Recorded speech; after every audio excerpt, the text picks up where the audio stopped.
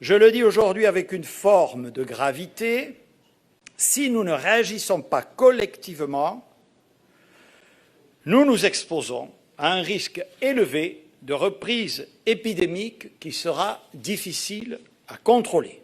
Une société démocratique moderne ne peut pas tout attendre de l'État et des collectivités publiques.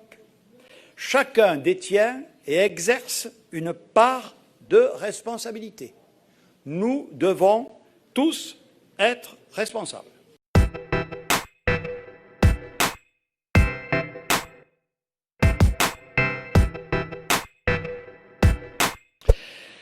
Mais cette vague de chaleur, vous le savez, est venue s'ajouter à une autre mauvaise nouvelle. En France, la situation liée à l'épidémie de Covid-19 s'est dégradée au cours des derniers jours. Depuis 2 semaines environ, la situation épidémiologique que nous surveillons de très près évolue en effet dans le mauvais sens. 2000 cas par jour contre environ 1 millier il y a 3 semaines. Le seuil de vigilance qui est atteint quand on enregistre plus de 20 cas pour 100 000 habitants sera atteint cette semaine au niveau national et plusieurs départements se situent déjà à un niveau proche du seuil dit d'alerte de 50 pour 100 000 habitants. Le nombre des hospitalisations, 800 par semaine, et d'admissions en service de réanimation, 100 par semaine, repartent à la hausse au plan national.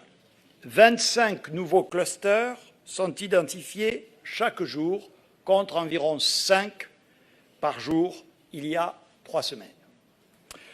Tout cela, vraiment, est préoccupant. Bien sûr, face à cette évolution, personne ne ménage ses efforts. Et nos efforts ont d'ailleurs commencé à payer dans la gestion de certaines situations locales qui étaient devenues critiques. Je pense notamment au département de la Guyane et plus récemment à celui de la Mayenne. Je fais le constat, comme beaucoup d'entre vous, d'une moindre vigilance, d'une moindre discipline, d'une moindre solidarité, en tout cas de la part de certains d'entre nous, minoritaires sans doute, mais trop nombreux. À la faveur de l'été et des vacances, on observe davantage de rassemblements familiaux, amicaux, festifs, qui sont autant d'occasions de diffusion du virus. La contamination se développe aujourd'hui dans les tranches d'âge les plus jeunes et c'est vrai que cela peut sembler d'autant moins grave que les formes de la maladie chez ces populations peuvent être modérées, voire quasi inexistantes. Je le dis aujourd'hui avec une forme de gravité, si nous ne réagissons pas collectivement, nous nous exposons à un risque élevé de reprise épidémique qui sera difficile à contrôler. Elle mettra à nouveau sous tension l'ensemble de la chaîne de santé, de la médecine de ville au service hospitalier.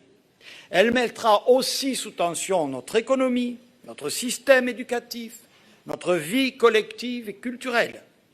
Nous l'avons déjà subi, tout le monde s'en souvient.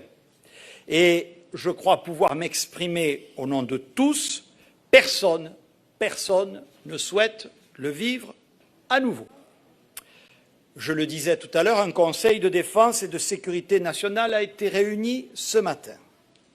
Il a pris plusieurs dispositions importantes. En premier lieu, je vais demander au préfet de se rapprocher des élus locaux pour étendre le plus possible l'obligation du port du masque dans les espaces publics.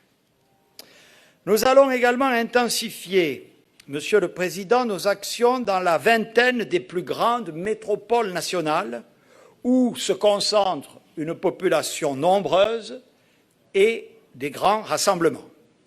J'ai dès hier saisi les préfets concernés pour mettre en place, en lien avec l'ensemble des acteurs, au premier rang desquels les élus, des plans d'action à l'échelle des bassins de vie pertinents pour préparer une réponse à chaque scénario adapté aux réalités locales. Nous devons encore, le gouvernement en a parfaitement conscience, améliorer l'accès aux tests, notamment pour les personnes présentant des symptômes de la maladie, et nous allons créer à cet effet des circuits dédiés, là où ce sera nécessaire, pour permettre, conformément aux recommandations du Conseil scientifique, d'avoir des résultats rapides.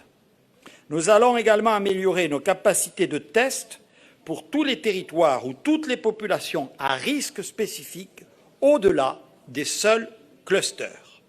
Il nous faudra également renforcer les mesures visant à assurer l'effectivité de ce qu'on appelle la quatorzaine ou l'isolement.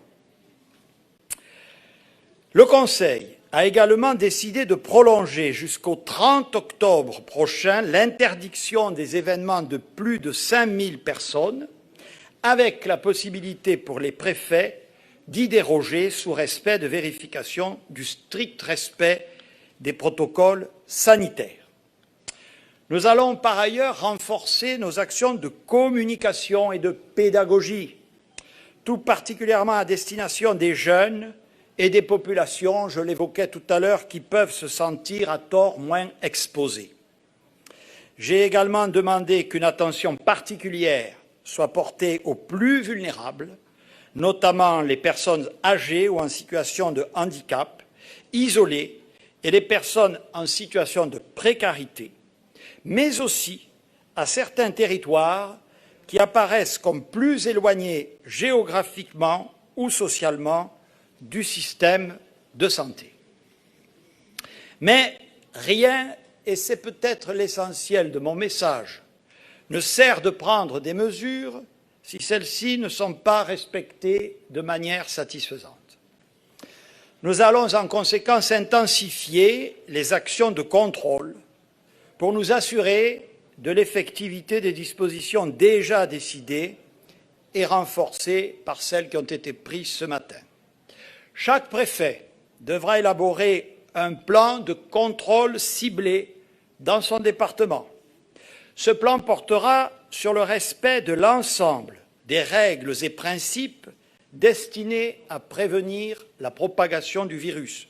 Respect des gestes barrières, du port du masque, des obligations de déclaration des rassemblements de plus de 10 personnes, contrôle du respect notamment dans les lieux clos, dans les restaurants, les débits de boissons et dans les espaces publics concernés par l'obligation du port du masque.